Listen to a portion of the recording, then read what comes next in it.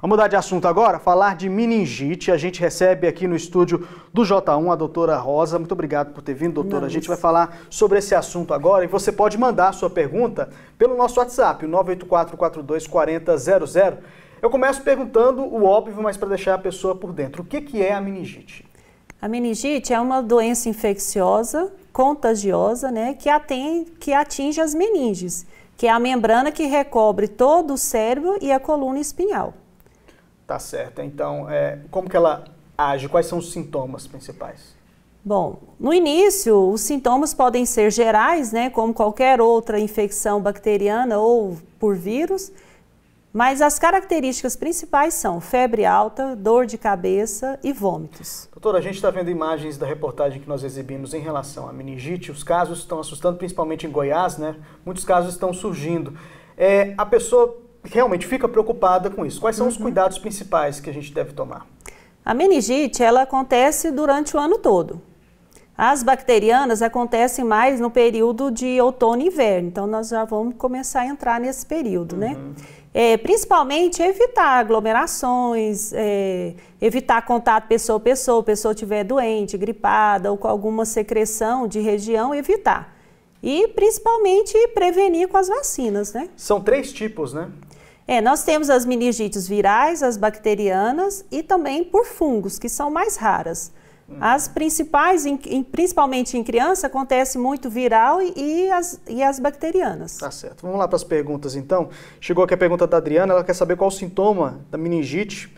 Ela tem muita dúvida em relação a isso. Qual é o principal sintoma da doença? Bom, nas crianças maiores, acima de 3 meses até 5 anos, elas têm febre alta, de início assim, abrupto, uma dor de cabeça, uma dor na região da nuca e febre alta e vômitos. Né? Em crianças pequenas, algumas vezes atrapalha o diagnóstico porque elas não sabem falar.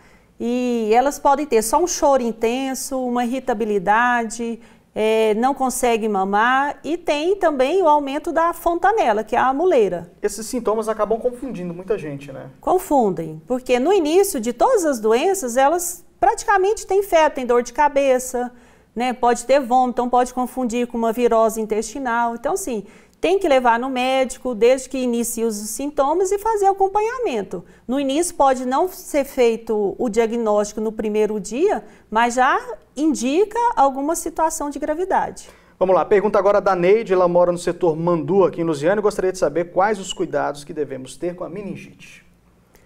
Bom, antes de pegar a meningite, são aqueles cuidados que eu falei, né? Se você já tem algum sintoma que está característico dessa doença, é procurar imediatamente uma unidade de saúde.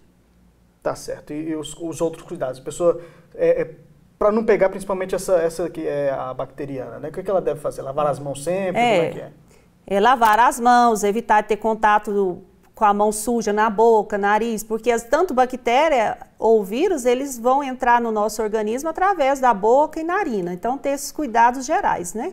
Doutora, chegaram algumas perguntas aqui. Vamos começar pela Jusilene, ela mora na Vila Guará, em Lusiânia.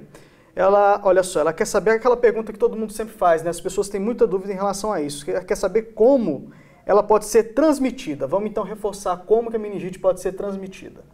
A meningite, ela é transmitida através de pessoa a pessoa, tem que ter o contato direto de secreções contaminadas, através de beijo, espirros, mão, que leva a boca e a narina. Pergunta agora do José Douglas, queria fazer uma pergunta para a doutora, se quem teve meningite B corre o risco de pegar novamente? Geralmente, assim, pode acontecer, porque nós temos outros tipos de meningite, né? Mas a meningo B, se você fizer a vacina, você vai ser imune. Mas se você pegou a doença, também é imune, então não corre o risco mais. Pergunta parecida aqui é da Rosângela, olha só, ela disse que tem um filho de 2 anos que teve meningite bacteriana e ficou com sequelas. Ela quer saber se ele tem risco de ter novamente a meningite. Sim, porque dentro da meningite meningocócica, nós temos 3 tipos, então ele pode ter outros tipos de meningite. Bruno, da Vila Juraci, por que a rede pública não fornece a vacinação contra a meningite, sabendo da gravidade da doença? Na rede pública, nós temos a vacina contra o hemófilo, que está dentro da pentavalente. Tem também a meningo C, que é feito em bebês de 3 meses, 5 meses e 1 ano. Então, a única que não tem na rede pública é a meningite B. Meningite B, não é B. isso? Mais uma pergunta agora do Alexandre, moro em Águas Lindas. A gente sabe que sim, né? Mas vamos deixar claro quais são as sequelas. Ele quer saber se a meningite pode deixar sequelas. Pode deixar sequelas leves ou sequelas graves, desde uma surdez, uma cegueira, até a invalidez da pessoa. Por isso que é importante o diagnóstico precoce. O diagnóstico precoce é imprescindível. Vamos lá, Francisca Rezende diz o seguinte: se a meningite é tão contagiosa e precisamos evitar contatos, né, com a aglomeração, por exemplo, por que não orientam as autoridades para imunizar os professores?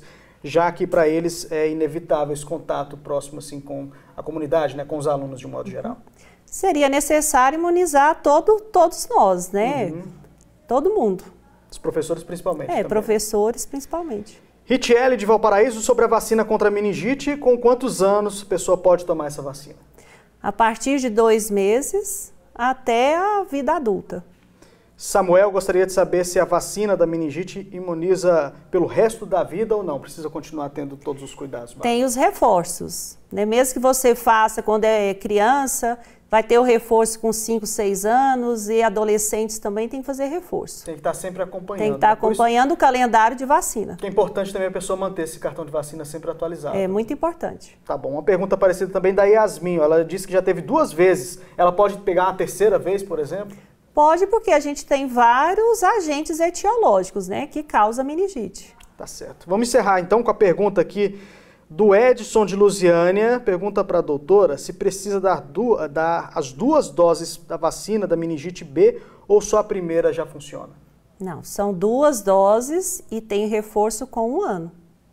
Tá certo. Então, doutora, aqui ó, dá tempo de fazer a da Mari ainda. A vacina de meningite impede... Não, perdão, o nome é diferente. Meningocócica. Meningocócica. Ela escreveu errado. Meningocócica é meningue, né? Que é o mesmo meningo. Ela pergunta se impede a meningite. Sim, vai impedir. Se você fizer a vacina meningocócica C, que tem na rede pública, não vai ter essa doença. Tá certo. São várias as perguntas aqui que a gente vai repassar para a doutora. Então, vamos só reforçar quais são os cuidados principais. Se a pessoa começa a sentir alguns desses sintomas, ela deve imediatamente procurar o médico. Né? Procurar o médico, vai ser feito o diagnóstico, vai fazer exames laboratoriais para saber qual tipo dessa meningite, instituir o tratamento e é internado, né? O tratamento é prolongado e tem que sair sem nenhuma sequela desse tratamento, né? Cuidar da saúde sempre, né? Sempre. Eu conversei com a doutora Ana Lúcia Rosa aqui sobre meningite. Doutora, muito obrigado pela participação da senhora. Obrigada.